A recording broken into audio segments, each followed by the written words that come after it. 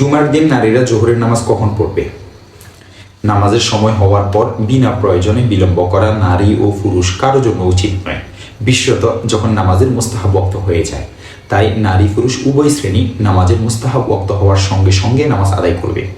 আর পুরুষের নামাজের সঙ্গে নারীদের নামাজের এমন কোনো সম্পর্ক নেই যে পুরুষ যে সময় নামাজ পড়বে সে সময় তাদেরকে নামাজ পড়তেই হবে, বা পুরুষ নামাজ আদায় করার পরে তারা নামাজ পড়বে, এর আগে নামাজ আদায় করতে পারবে না, এমন কোনো পুরুষ ও মহিলার নামাজের মধ্যে সম্পর্ক নেই। সুতরাং শুক্রবারেও নারীরা জোহরের নামাজ মুস্তাহাব ওয়াক্ত হওয়ার পরেই আদায় করবে, চাই মসজিদে জুমার নামাজ হোক, জুমার জামাত হোক বা না হোক।